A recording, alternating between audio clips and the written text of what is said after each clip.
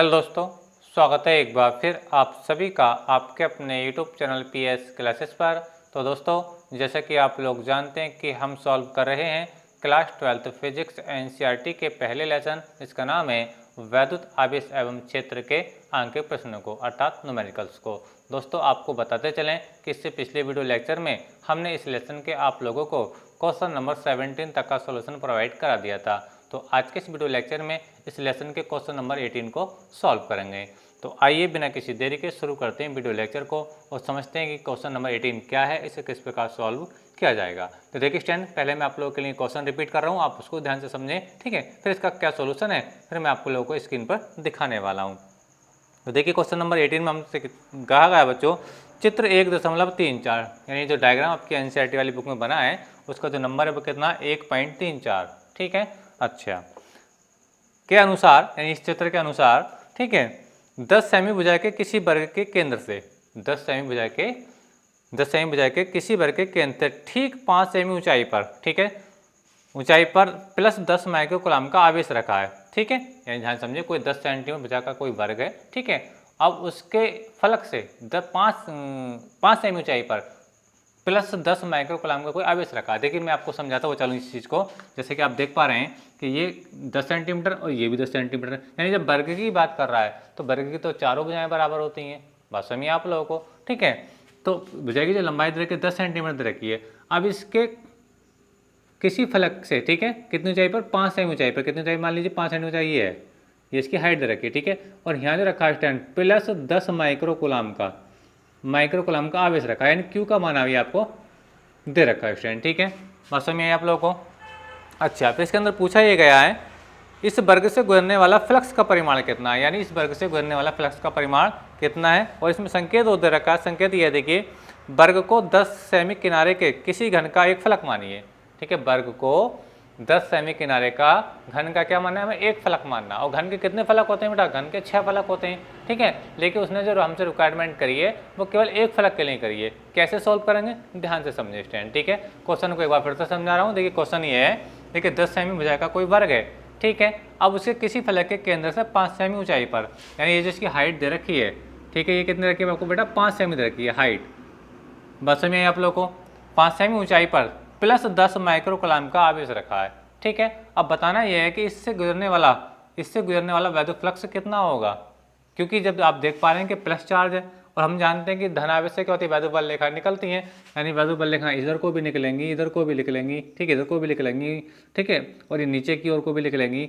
और ये क्योंकि घन के कितने फलक होते हैं, 6 फलक होते हैं, बात समझ में आ रही है। क्योंकि इसमें संकेत इसमें ये कहा है, संकेत में क्या है कि वर्ग को 10 सेमी किनारे के किसी घन का एक फलक मानिए, ठीक है। तो घन के कितने फलक होते हैं, 6 फलक। देखो, एक ऊपर का, एक नीचे का, ठीक है, एक इस साइड का, एक इस साइड का, कितनों का 4, एक इसके जस्ट पीछे और एक जस्ट इसके सामने, तो कुल मिलाकर 6 फलक होते हैं। बस समझिए आप लोगों को। अब इसके केंद्र पर क्या रखा है, 10 माइक्रो कूलम का आवेश रखा है और वही पॉजिटिव रखा है। हम जानते हैं कि प्लस आवेश से वैद्युत बल रेखाएं निकलती हैं, यानी फ्लक्स जो वैद्युत बल रेखाएं सभी फलकों से निकलेंगी, 6 फलकों से निकलेंगी, ठीक है। तो उसी का हमें परिमाण बताना है। लेकिन परिमाण बताना कैसे है, हमें एक फलक से बताना है कि एक फलक से कितना फ्लक्स गुजरेगा। यानी अगर मैं इसको मान लीजिए, आप ध्यान से देखो, देखिए एक भुजा ये है, एक भुजा ये है, और एक भुजा ये है, और एक भुजा ये क्या है, ये एक क्या है, एक वर्ग है, क्या है, 1/1 वर्ग है। किसी एक ऊपर वाले फलक की बात कर रहा हूँ, क्योंकि ये 4 भुजाएं हैं और 4 भुजाएं कितनी 10 हैं। चाहे आप नीचे वाले पे देख लीजिए, देखो एक भुजा ये है, दूसरी भुजा ये है, और तीसरी भुजा है, चौथी भुजा ये है। बस समझ में आ रही है। यानी कहने का मतलब ये पूरा तो क्यूब बन जाएगा, है ना। लेकिन किसी एक फलक की बात करूँ तो वो तो एक स्क्वायर ही है, यानी ये तो एक स्क्वायर है और जिसकी भुजा कितनी 10 सेंटीमीटर है। तो उसके एक फलक से गुजरने वाला हमें वैद्युत फ्लक्स से बताना है। बात समझ में आ रही है। तो चलिए इसको सॉल्व करते हैं। तो देखिए स्टैंड क्वेश्चन नंबर 18, इसके अंदर हमको दिया है क्यू की वैल्यू, क्यू आपको दे रखा है स्टैंड। चलिए मार्कर मैं इसको ट्राई कर लेता हूँ, इन सेकंड देखता हूँ। तो क्वेश्चन नंबर 18 में देखिए क्यू की वैल्यू हम लोगों को दे रखी है बच्चों ये, ठीक है, कितनी है प्लस 10 माइक्रो कूलम, ठीक है। माइक्रो कूलम को आप कूलम में कर लीजिए, 10 × 10 की पावर -6 कूलम हो जाएगा, ठीक है। यानी माइक्रो कूलम को हमने क्या कर लिया, कूलम में कन्वर्ट कर लिया, ठीक है। अच्छा, अब इस समय निकलने वाला फ्लक्स बताना है। तो फ्लक्स के लिए सूत्र क्या होता है, देखिए मान लीजिए इसके सेंटर पर, यानी आवेश इसके अंदर बंद है, बस में आ रही है, किसके अंदर बंद है, इस बॉक्स के अंदर बंद है, ठीक है। अब इससे जो फ्लक्स निकलेगा तो यानी आवेश जब चारों ओर से घिरा हुआ है इस बॉक्स के अंदर, तो यहाँ पे हम अप्लाई करते हैं गॉस थ्योरम यानी गॉस की प्रमेय। गॉस की प्रमेय का स्टेटमेंट ये है, किसी बंद पृष्ठ से ठीक है होकर गुजरने वाला कुल वैद्युत फ्लक्स फाई ई उस पृष्ठ द्वारा घिरे कुल आवेश का ठीक है 1/ε0 गुना होता है। अर्थात क्या फार्मूला बनता है गॉस के अकॉर्डिंग, ये बनता है phi E is equal to, ये होता है Q/ε0 ठीक है। लेकिन ये जो फार्मूला है, ये इस फार्मूले से अगर हम फ्लक्स निकालूं इस फार्मूले से, तो मुझे 6 फलकों से, इसके सभी फलकों से फ्लक्स निकलेगा। लेकिन उसने कहा संकेत में कि हमें केवल एक फलक से बताइए कि एक फलक से कितना फ्लक्स गुजरेगा। यानी किसी मान लीजिए मैंने कह दिया कि ऊपर वाले फलक की बात कर रहा हूँ इसकी ठीक है, तो इस फलक से कितनी वैद्युबल रेखाएं पास होंगी, वैद्युबल रेखाएं पास होंगी मतलब कितना फ्लक्स पास होगा ठीक है। अच्छा अब देखिए हम किसी एक फलक की बात करेंगे ठीक है, तो देखिए 6 फलकों से कितना फ्लक्स गुजरता है इतना ठीक है, बात समझ में आ रही है आपको। लेकिन एक फ्लक्स से कितना गुजरेगा तो हम 6 से भाग कर देंगे ठीक है। तो मैं लिखेंगे एक फलक से होकर गुजरने वाला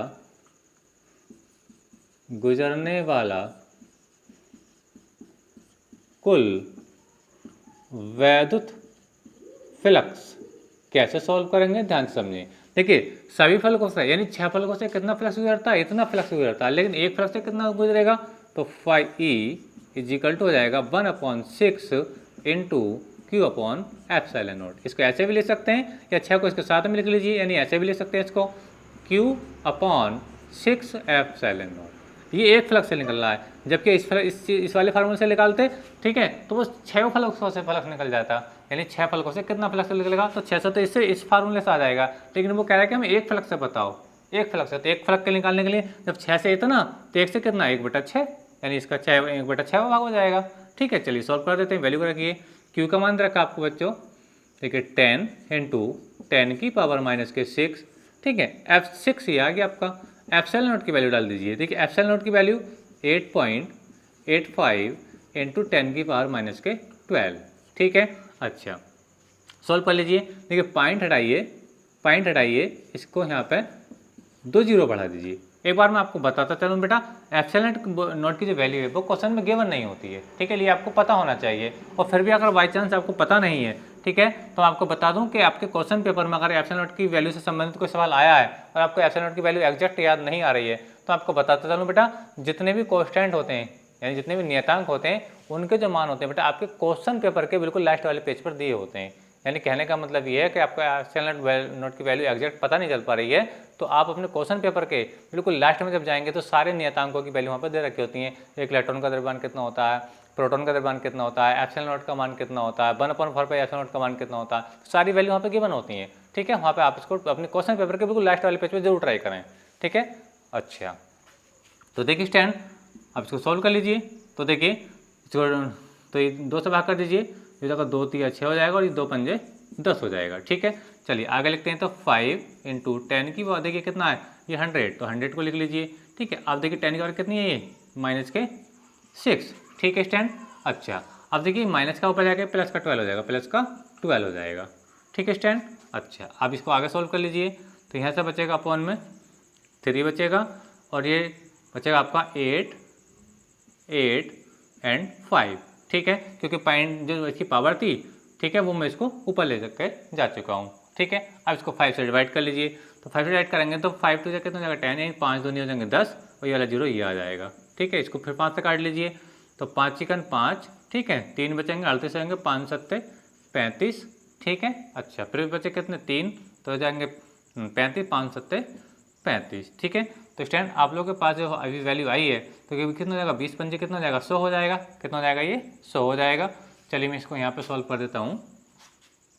तो ये 5E = आएगा स्टैंड आप लोगों के पास, ये कितना हो गया 20 पंजे 100 हो गया और अपॉन में कितना देखिए 3 गुणा 177, 3 गुणा 177 इंटू 10 की पावर ठीक है। जब 6 से आप जो 12 प्लस की है पावर और माइनस की 6 है तो प्लस की 6 बचेगी, प्लस की पावर कितनी बचेगी बेटा ये आपकी 6 बचेगी ठीक है।